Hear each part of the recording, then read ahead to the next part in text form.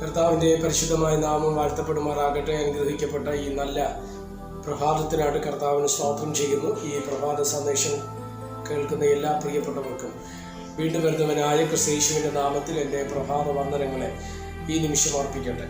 ഈ സമയങ്ങളിൽ അല്ലെങ്കിൽ ഈ കാലത്ത് ഏറ്റവും ശ്രദ്ധേയമായ ഒരു ദൈവവചന ചിന്തയിലേക്ക് നിങ്ങളുടെ ശ്രദ്ധയെ ഇന്ന് പ്രഭാതത്തിൽ തിരിക്കുകയാണ്. അതിനാധാരമായിട്ട് എബ്രായർക്ക് എഴുതിയ ലേഖനം 10-ാം അധ്യായം അതിൻ്റെ 24-25 വാക്യങ്ങൾ. ചിലർ ചെയ്യുന്നത് പോലെ നമ്മുടെ സഭായോഗങ്ങളെ ഉപേക്ഷിക്കാതെ തമ്മിൽ പ്രബോധിപ്പിച്ചുകൊണ്ട് സ്നേഹത്തിനും സൽപ്രവൃത്തികൾക്കും ഉത്സാഹം വർദ്ധിപ്പിക്കുവാൻ അന്യോന്യം സൂക്ഷിച്ചുകൊള്ളുക. നാൾ സമീപിക്കുന്നു എന്ന് കാണുന്തോറും അത് അധികമായി ചെയ്യേണ്ടതാണ്.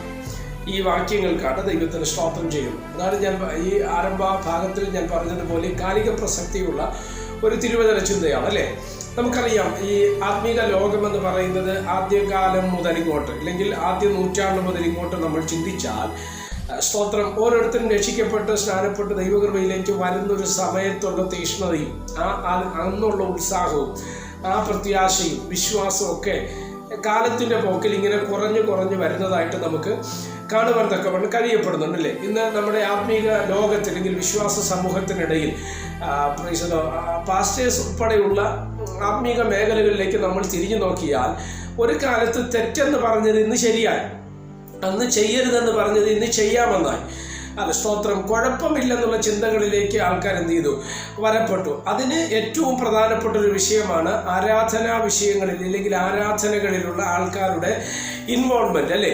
നമുക്കറിയാം, ഇന്ന് പണ്ട് ഒരു സമയത്ത് ഒരു പ്രാർത്ഥന പോലും മുടക്കാത്ത ആൾക്കാർ അല്ലെങ്കിൽ ഒരു ആരാധന പോലും മുടക്കാത്ത ആൾക്കാർ ഇന്ന് ചെറിയ വിഷയങ്ങളുടെ പേരിൽ സ്തോത്രം അത് കുഴപ്പമില്ല, നാളെയും ആരാധനയ്ക്ക് പോകാം, അല്ലെങ്കിൽ നാളെയും ഉപവസിക്കാം, നാളെയും പ്രാർത്ഥിക്കാം, നാളെയും നമുക്ക് വേറൊരു കൂട്ടായ്മ കിട്ടും എന്നുള്ള ചിന്തകളിൽ ആരാധനകൾ മുടക്കുന്ന ഒരു കാലത്തിലേക്ക് ഈ കാലം വന്നു നിൽക്കുകയാണ് അല്ലേ. അതാണ് ഞാൻ പറഞ്ഞു വന്നത്. നേരത്തെ തെറ്റെന്ന് തോന്നിയത് ഇന്ന് ഈ കാലം ഇത്രയും ആയപ്പോൾ അല്ലെങ്കിൽ 2024 ആണ്ട് വന്നു നിൽക്കുന്ന സമയത്ത് ഇത് ശരിയായി അല്ലേ. പണ്ട് അരുതെന്ന് പറഞ്ഞത് ഇന്ന് സ്തോത്രം ചെയ്യാം എന്നുള്ള തലത്തിലേക്ക് ഇന്നത്തെ നമ്മുടെ ആത്മീക സമൂഹം വഴിമാറിയിരിക്കുകയാണ്. അത് ഈ കാലത്തിൻ്റെ ഒരു പ്രത്യേകതയാണ്. അതാണ് നമ്മുടെ കർത്താവ് യേശുക്രിസ്തു ഇങ്ങനെ പറഞ്ഞത്, അവൻ കഴിയുമെങ്കിൽ വൃതന്മാരെ പോലും തെറ്റിക്കുമെന്ന് അത് സ്തോത്രം തിരുവചനത്തിൽ വളരെ കൃത്യമായി പരിശുദ്ധാത്മാവ് യേശു കർത്താവിനോട് എഴുതി വെപ്പാൻ തക്കവണ്ണം ഇടയായി. അത് മാത്രമല്ല, സ്തോത്രം അന്ത്യകാലത്ത് വിശ്വാസം കണ്ടെത്തുമോ എന്ന് ചിന്തിച്ച തലങ്ങളെ പോലും എന്ന് പറഞ്ഞു വെച്ച പ്രവചന ഭാഗങ്ങളെ പോലും നമ്മൾ അത് ശ്രദ്ധിക്കപ്പെടേണ്ടതാണ്. എന്നെ കേൾക്കുന്ന ദൈവമക്കളോട് ഞാൻ പറയാം, കയ്യടി കൊണ്ടോ ആരാധന കൊണ്ടോ അത് സ്തോത്രം അല്ലെങ്കിൽ 1-2 മണിക്കൂർ നീളുന്നൊരു കൂട്ടായ്മയിൽ പങ്കെടുത്തത് കൊണ്ട് മാത്രം ഒരു ആത്മീക ജീവിതം പൂർണ്ണമാകുന്നില്ല. അത് സ്തോത്രം നമ്മുടെ അടിമുടി മുഴുവൻ ആത്മീക തലങ്ങൾക്കും വ്യത്യാസം വരുന്ന ഒരു ജീവിതമാണ് ക്രിസ്തീയ ജീവിതമെന്ന് നമ്മൾ എന്ത് ചെയ്യണം, മനസ്സിലാക്കേണ്ടത് ആവശ്യമാണ്. എവിടെ നമുക്ക് നിൽക്കാം, എവിടെ നിൽക്കരുത്, ഏത് തലങ്ങളിൽ നമുക്കായി ഇൻവോൾവ്മെന്റ് ചെയ്യാം, ഇല്ലെങ്കിൽ എവിടെ നിന്നൊക്കെ നമ്മൾ മാറി നിൽക്കണം എന്നുള്ളത് സ്തോത്രം വളരെ കൃത്യമായിട്ട് തിരുവചനത്തിലൂടെ നമുക്ക് മനസ്സിലാക്കുവാൻ തക്കവണ്ണം കഴിയപ്പെടുന്നുണ്ട്. മോവാബിയ പട്ടണത്തിനകത്തുകൂടെ പ്രവേശിക്കുന്ന ഇസ്രായേൽ ജനത്തെ ശപിക്കുവാൻ വേണ്ടി കൂലി കൊടുത്ത് അത് സ്തോത്രം കൊണ്ടു നിർത്തിയ ബിലയാം എന്ന പ്രവാചകൻ ഇസ്രായേൽ ജനത്തെ നോക്കി പറഞ്ഞൊരു അനുഗ്രഹീത വാചകമുണ്ട്. ഇതാ തനിച്ചു മാർക്കുന്ന ഒരു ജനം, ജാതികളുടെ കൂട്ടത്തിൽ ഇവർ എണ്ണപ്പെടുന്നില്ല.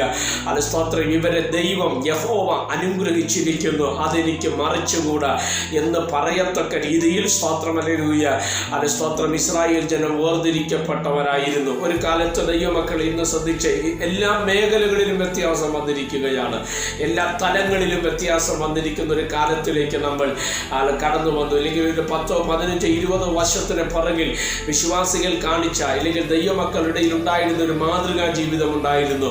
ഇന്ന് അത് നമ്മളെ വിട്ട് മാറിക്കൊണ്ടിരിക്കുന്ന ഒരു കാലത്തിലേക്ക് ഈ കാലം വന്നു നിൽക്കുകയാണ്. അതിൽ ഒരു വിഷയമാണ് ആരാധന മുടക്കുക. അതാണ് എബ്രായ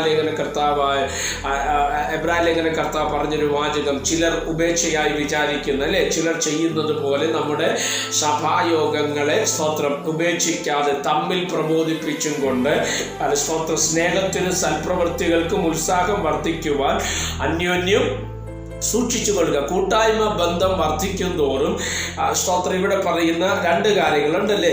അത് സ്തോത്രം, ഒന്ന് സ്നേഹത്തിനും സൽപ്രവൃത്തികൾക്കും എന്ത് ചെയ്യും, അത് ഉത്സാഹം വർദ്ധിക്കും. ഇത് രണ്ട് വർദ്ധിക്കണമെങ്കിൽ നമ്മൾ എന്ത് ചെയ്യണം, കൂട്ടായ്മകൾ ആചരിപ്പാൻ തക്കവണ്ണം ഇടയാകണം. അടുത്ത് നിങ്ങൾ ശ്രദ്ധിച്ച്, നാൾ സമീപിക്കുന്നു എന്ന് കാണും തോറും അത് അധികമായി ചെയ്യേണ്ടതാകുന്നു. എന്താ അതിൻ്റെ അർത്ഥം? നാൾ സമീപിക്കണം. എന്താ?